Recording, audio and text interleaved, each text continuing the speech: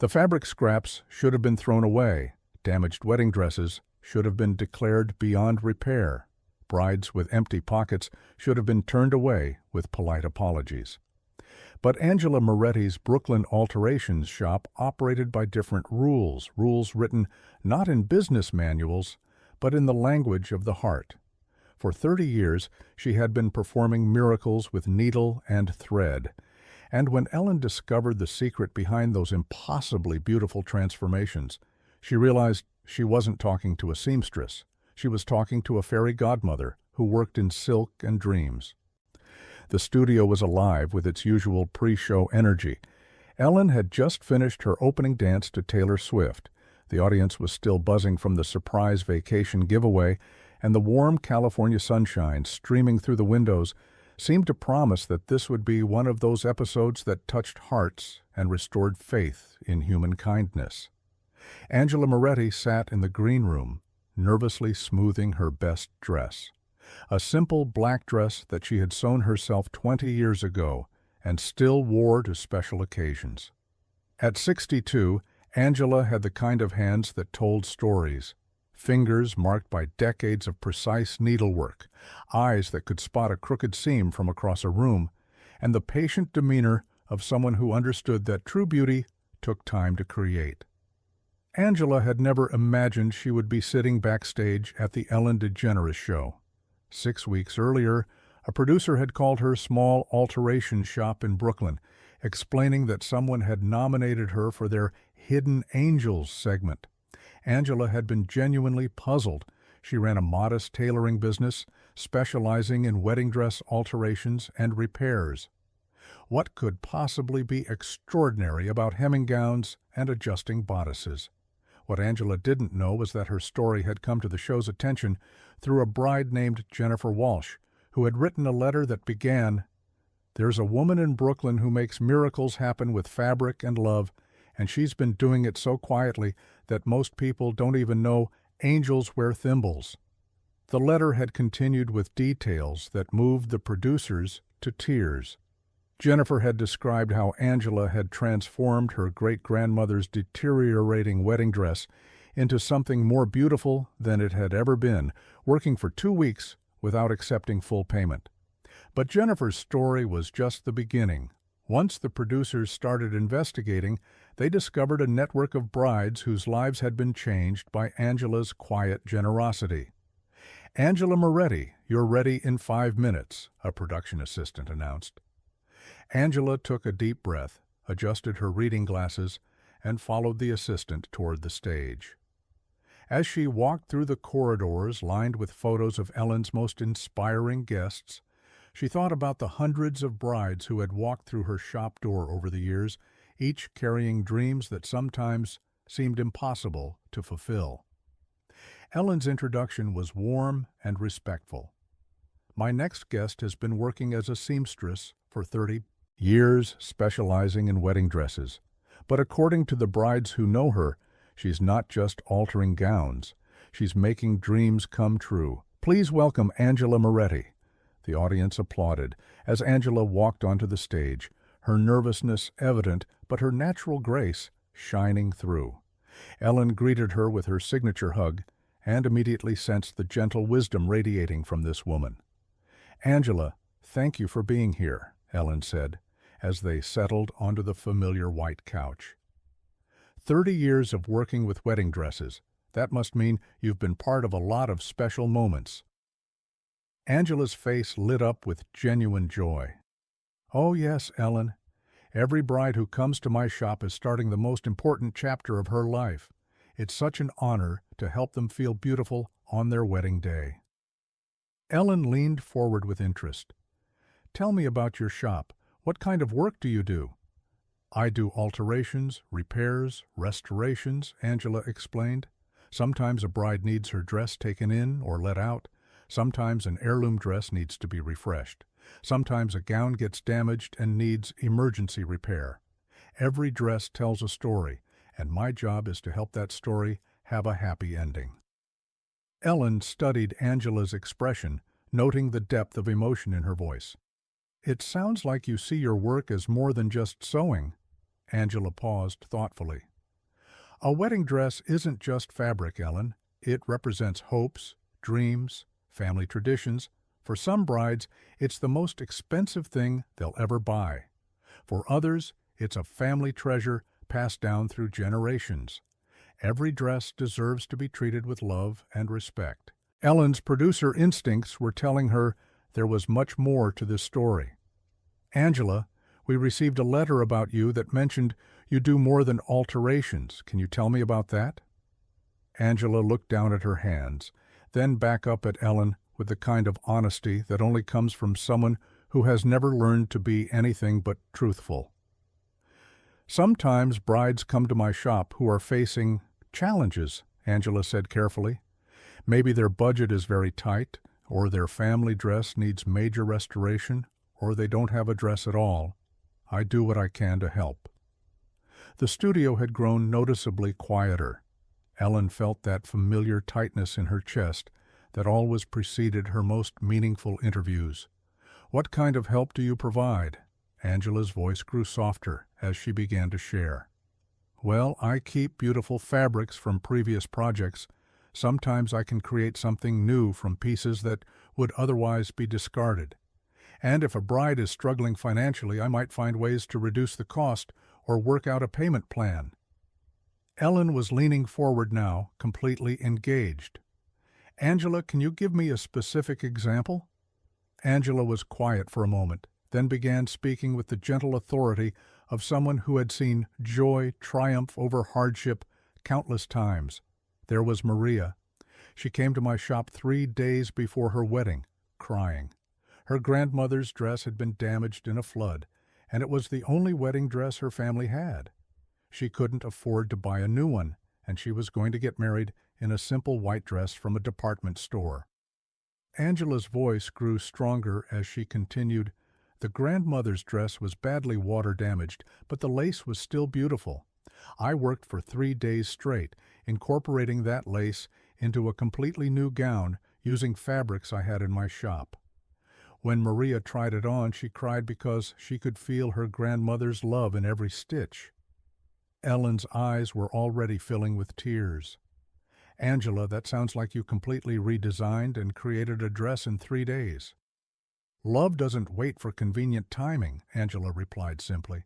When someone needs help, you find a way to help them. But Angela wasn't finished sharing.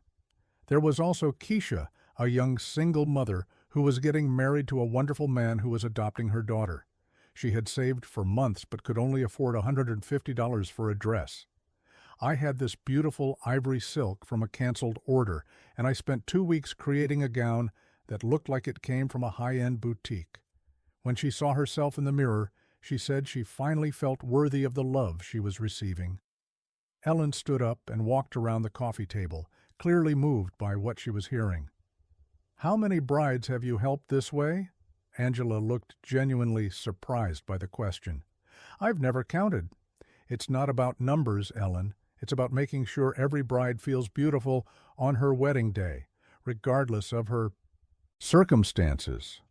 What Angela didn't mention, but what the producers had discovered, was that she often worked through the night during wedding season, surviving on coffee and pure determination. Her small apartment above the shop was filled with rolls of fabric she had purchased with her own money, beautiful materials waiting to become someone's dream dress. She had sacrificed vacations, new furniture, even her own comfort to ensure that her fabric supply never ran out. Ellen looked toward her producers in the booth and made the gesture that meant, whatever happens next, we're going with it. Angela, I think there are some people who want to meet you, Ellen announced. Angela looked confused as several women in wedding dresses began walking onto the stage from different entrances. First came a Latina woman in a stunning white gown with intricate lace details. Then an African-American woman in an elegant off-shoulder dress. Finally, a young blonde woman in a restored vintage gown that seemed to glow under the studio lights. Angela's face went completely white as she recognized them all. Maria? She gasped, standing up quickly. Jennifer? Sarah? What are you doing here? And why are you wearing your wedding dresses? Maria approached Angela with tears already streaming down her face. "Mrs. Angela, we're here because you made our dreams come true, and the world needs to know who you are." Jennifer stepped forward, her gown rustling softly. "Mrs. Angela, this dress belonged to my great-grandmother, but it was falling apart. You didn't just restore it, you made it more beautiful than it ever was." Sarah moved closer, her vintage gown catching the studio lights perfectly. "Mrs. Angela, I came to your shop with $200 in a dream.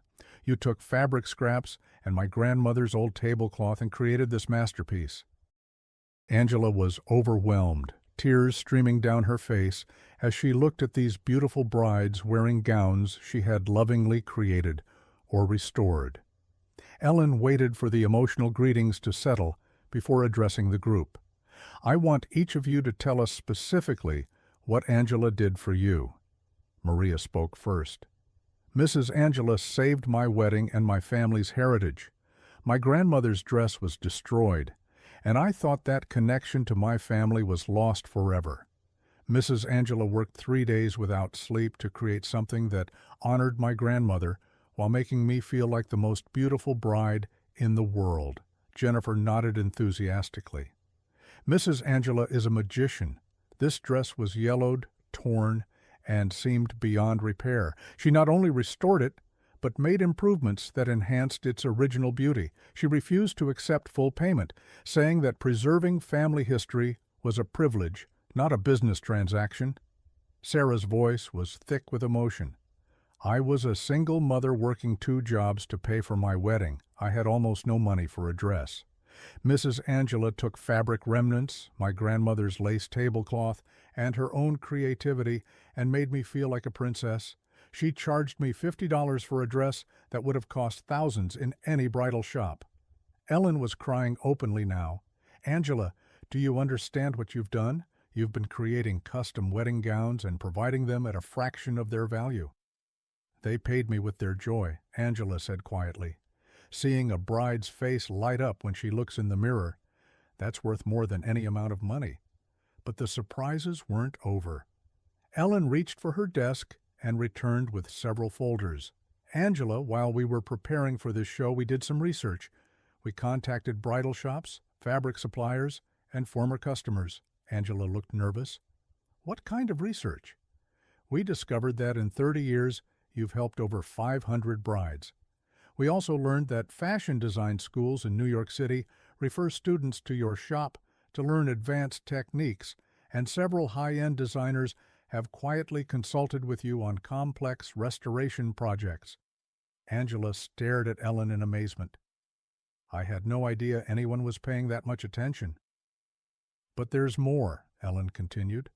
"We also discovered that you've never raised your prices in 15 years, that you work an average of 70 hours per week during wedding season, and that you've never turned away a bride because she couldn't afford your services." Ellen stood up and walked to her desk, returning with her personal checkbook. "Angela, for 30 years, you've been operating a nonprofit bridal service disguised as a small business." Ellen began writing a check as she spoke. "I'm writing you a check for $100,000 because you've been undercharging for masterwork quality for decades." The audience erupted in applause as Ellen handed Angela the check, but Ellen held up her hand. "But Angela, I want to do something else. I've been in contact with several investors who are interested in helping you expand your mission." Angela sat down heavily on the couch, overwhelmed by everything that was happening. "We want to help you open Angela's Bridal Dreams, a chain of shops that provides beautiful, affordable wedding gowns for brides of all economic backgrounds, custom designs, restorations, and payment plans that make every bride's dreams accessible." Angela looked at the 3 brides surrounding her, then at Ellen, then at the audience of people who were giving her a standing ovation. "I just wanted every bride to feel beautiful," she whispered. "And now you can help thousands more brides feel beautiful," Ellen replied. "You've proven that luxury and beauty don't have to be exclusive.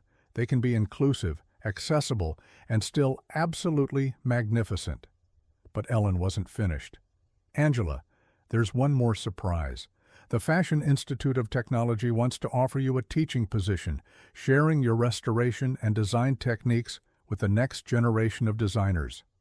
Angela was speechless, looking at her life's work being recognized and expanded in ways she had never imagined. 6 months later, the first Angela's Bridal Dreams location had opened in Brooklyn, followed quickly by shops in Manhattan, Philadelphia, and Boston. Each location operated on Angela's original philosophy: every bride deserves to feel beautiful, regardless of her budget. The shops offered 3 tiers of service: custom designs for brides with larger budgets, restoration and adaptation services for family heirloom dresses, and the Dream Dress program for brides facing financial challenges. The Dream Dress program was funded by profits from higher-end services and donations from previous customers. Ellen visited the original Brooklyn shop 6 months after the show and found Angela training a team of seamstresses in what had become known as the Angela Method, a combination of technical expertise, creative problem-solving, and unconditional compassion. "Any regrets about expanding beyond your little shop?" Ellen asked. Angela smiled, watching one of her seamstresses help a bride try on a restored vintage gown. "None at all. I thought I was helping one bride at a time, but now we're helping dozens every week. The mission is the same. It's just bigger."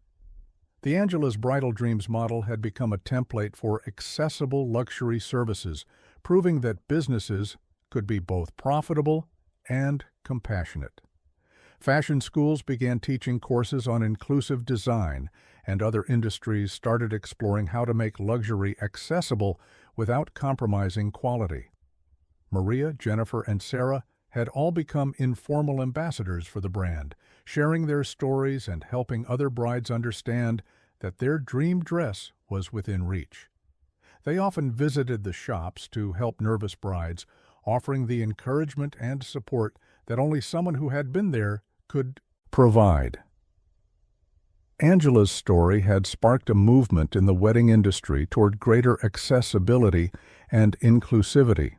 Vendors began offering sliding scale pricing, photographers started offering payment plans, and the idea that beautiful weddings were only for wealthy couples began to fade. Because sometimes the most important transformation isn't in the fabric.